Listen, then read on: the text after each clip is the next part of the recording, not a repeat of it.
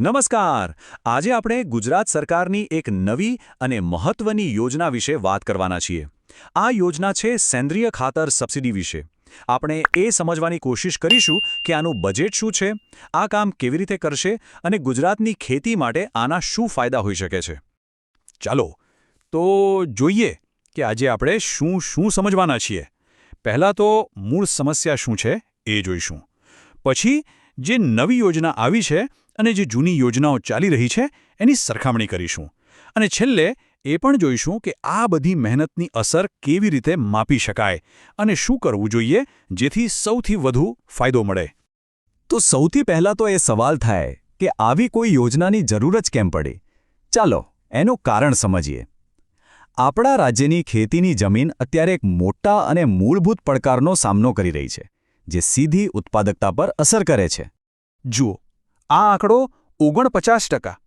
આ આંકડો ખરેખર બહુ મોટો અને ચિંતાજનક છે અને આ જ આખી વાતનો પાયો છે. તો આ 49%નો મતલબ શું છે? એનો મતલબ એ છે કે ગુજરાતની લગભગ અડધી ખેતીની જમીનમાં સેન્દ્રિય કાર્બન એટલે કે જમીનની ફળદ્રુપતા માટે જે સૌથી જરૂરી તત્વ છે એનું સ્તર ખતરનાક રીતે ઘટી ગયું છે. અને આનાથી લાંબા ગાળે ઉત્પાદન પર સીધી અસર પડી શકે છે. ખાસ કરીને કચ્છ અને ઉત્તર ગુજરાત જેવા વિસ્તારોમાં તો હાલત વધારે ગંભીર છે. તો આ જે મોટો પડકાર છે એને પહોંચી વળવા માટે જ સરકારે બજેટમાં એક નવી પહેલ કરી છે.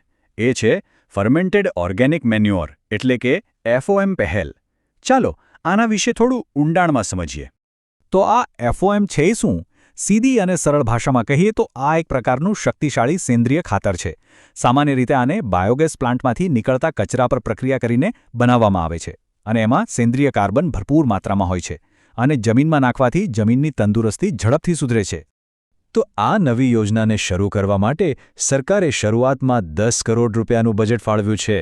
આ બજેટ આવતા નાણાકીય વર્ષ એટલે કે 1 એપ્રિલ 2026થી લાગુ થશે.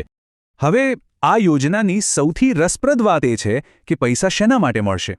સરકાર ખેડૂતોને FOM બનાવવા માટે નહીં પણ FOM ખરીદવા માટે નાણાકીય મદદ કરશે. એટલે કે સરકાર સીધા જ ખેતરોમાં એનો વપરાશ વધારવા માંગે છે. આને આપણે એક રીતે માંગ પ્રેરિત નીતિ કહી શકીએ. આ વાત પરથી જ એક બીજો મહત્વનો મુદ્દો સામે આવે છે. આ નવી FOM યોજના અત્યારે જે વર્મી કમ્પોસ્ટવાળી યોજના ચાલે છે એનાથી કેવી રીતે અલગ છે? ચાલો એ તફાવત સમજીએ. જુઓ, આ કોષ્ટક પરથી આખી વાત એકદમ સ્પષ્ટ થઈ જાય છે. એક બાજુ છે નવી FOM યોજના, જેમાં સરકાર ખાતર ખરીદવા માટે પૈસા આપે છે જેથી તેનો વપરાશ તરત જ વધે. બીજી બાજુ જે જૂની વર્મી કમ્પોસ્ટ યોજના છે એમાં સરકાર ખેડૂતને ખાતર બનાવવાનું યુનિટ નાખવા માટે મદદ કરે છે. એટલે કે એક યોજના માંગ વધારે છે તો બીજી પુરવઠો વધારે છે. બંનેનો હેતુ એક જ છે પણ રસ્તા અલગ અલગ છે. ચાલો, યોજનાઓ તો સારી છે, પણ સવાલ એ છે કે આ જે સબસિડી અપાઈ રહી છે એનો ઉપયોગ સાચી જગ્યાએ અને યોગ્ય રીતે થાય છે કે નહીં એની ખાતરી કેવી રીતે કરવી. એના માટે આપણને ડેટાની જરૂર પડશે. એક એવી સિસ્ટમ જોઈએ જે આપણને સાચો પ્રતિસાદ આપે. આ વાત બહુ સરસ રીતે બધું સમજાવી દે છે. જેમ આપણે બીમાર પડીએ તો પહેલાં લેબોરેટરીમાં તપાસ કરાવીએ છીએ, પછી દવા લઈએ છીએ ને, બસ એવું જ જમીનનું છે. પહેલાં જમીનની તપાસ કરવી પડે, એને શું તકલીફ છે જાણવું પડે. અને આ જ કામ કરે છે સોઇલ હેલ્થ કાર્ડ કાર્યક્રમ. તો આ સોઇલ હેલ્થ કાર્ડ પ્રોગ્રામમાં શું થાય છે? સરકાર ખેડૂતોને મફતમાં જમીનનું પરીક્ષણ કરાવી આપે છે.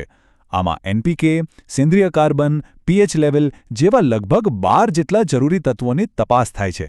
આનાથી ખેડૂતને પાક્કી ખબર પડે કે એની જમીનમાં શેની ઉણપ છે અને શું નાખવાની જરૂર છે. સરકારનો ટાર્ગેટ પણ મોટો છે. આ વર્ષે 6 લાખથી પણ વધારે કાર્ડ બનાવવાનો લક્ષ્યાંક છે. આનાથી જે ડેટા મળશે એ ખૂબ જ કામનો સાબિત થશે. અને આ કાર્ડ કઢાવવાની પ્રક્રિયા પણ એકદમ સીધી સાદી રાખવામાં આવી છે. ખેડૂત ગામના કે તાલુકાના કૃષિ અધિકારીનો સંપર્ક કરે, પછી અધિકારી ખેતરમાં આવીને માટીનો નમૂનો લઈ જાય, એનું લેબમાં ટેસ્ટિંગ થાય અને છેલ્લે ખેડૂતને એકદમ વિગતવાર રિપોર્ટ કાર્ડ મળી જાય. બધું જ એકદમ સરળ. તો અત્યાર સુધીમાં આપણે 2 વસ્તુઓ જોઈ. એક બાજુ છે સરકારની સબસિડી યોજનાઓ અને બીજી બાજુ છે જમીનની તપાસ માટેનો ડેટા. હવે સૌથી મોટો સવાલ એ છે કે આ બંનેને જોડીને એક મજબૂત અને અસરકારક રણનીતિ કેવી રીતે બનાવી શકાય. આને આ રીતે સમજી શકાય.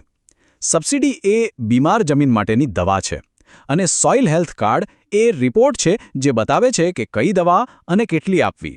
રિપોર્ટ વગર દવા આપો તો એ નકામી પણ જઈ શકે છે. એટલે જ આ બંનેને સાથે રાખવા ખૂબ જરૂરી છે. એક વગર બીજું અધૂરું છે. તો ચાલો આખી વાતને ટૂંકમાં સમજી લઈએ. નવી FOM યોજના ખાતરના વપરાશ પર ભાર મૂકે છે, જ્યારે વર્મી કમ્પોસ્ટ યોજના ખાતરના ઉત્પાદન પર. અને આ બંને યોજનાઓનો સાચો ફાયદો લેવા માટે આપણી પાસે સોઇલ હેલ્થ કાર્ડ જેવું એક મજબૂત સાધન છે. એટલે ભલામણ એ જ છે કે ખેડૂતો દર 2-3 વર્ષે જમીનનું ટેસ્ટિંગ કરાવે અને એના આધારે જ સબસિડીનો ઉપયોગ કરે, તો જ શ્રેષ્ઠ પરિણામ મળશે. અને આ બધી ચર્ચા પછી આપણા સામે એક મોટો વ્યૂહાત્મક સવાલ ઊભો રહે છે. આપણે એવી કઈ સિસ્ટમ બનાવી શકીએ જેથી સરકારી સબસિડી એ જ ખેડૂતને મળે જેની જમીનને એની ખરેખર જરૂર છે, અને એ જરૂરિયાત પણ સોઇલ હેલ્થ કાર્ડના ડેટા પરથી નક્કી થાય.